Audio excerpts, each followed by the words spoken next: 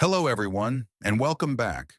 Today, we delve into a case that still sends shivers down the spines of those who remember it, the perplexing disappearance of Amelia Hayes. It's a story etched in the quiet desperation of a small town, a case that reminds us how easily lives can be disrupted, vanish into thin air. Amelia, a bright 24-year-old with a passion for photography, lived in the quaint, somewhat isolated town of Havenwood. Picture this place: winding roads lined with ancient trees, the kind of town where everyone knows everyone else's business. Amelia, however, kept to herself mostly.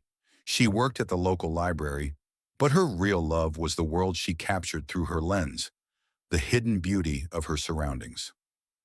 The morning of October 17th, Amelia was scheduled to meet a friend, Sarah, at the town's old abandoned mill for a photography session. Sarah waited, an hour passing, and then two. Amelia never showed up. Initially, Sarah wasn't too worried. Amelia was often a little spacey and late. But as day turned to night, a chilling dread began to creep in. Amelia's apartment, a cozy little space above a bakery, was found locked, everything in its place. Her camera was still on her desk, the half-written note about her photography session laying beside it.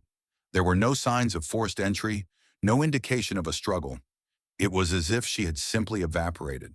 The Havenwood Sheriff's Department, a small team used to petty theft and the occasional drunk and disorderly, now faced a mystery that dwarfed their experience. They launched a search, scouring the surrounding forest and the old mill. Nothing. They interviewed her friends, family, and co-workers. No one reported anything unusual. No strange encounters, no worrying conversations. Amelia, it seemed, had no enemies.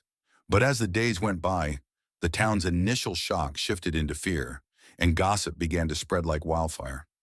Some whispered about an old hermit who lived deep in the woods, a man everyone tried to avoid. Others spoke of a jealous ex-boyfriend, a man she had briefly dated a few years back, but the police questioned him, and his alibi checked out. The investigation began to hit dead end after dead end.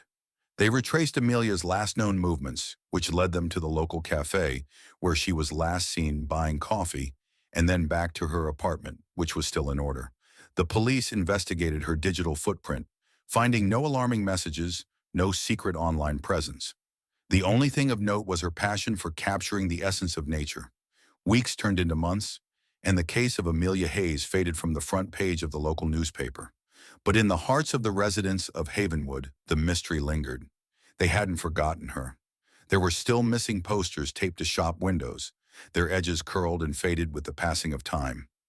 Amelia's disappearance became a quiet wound, a reminder of the darkness that could exist in even the most idyllic of places.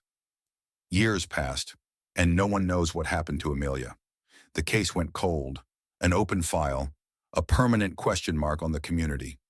But every now and then, people still speak of her beautiful photographs, of the girl who vanished into the very woods she loved to capture. Was she taken? Did she run away? Or did she somehow get lost forever in those woods? The case of Amelia Hayes serves as a chilling reminder of how vulnerable we all are, how easily a life can vanish without a trace.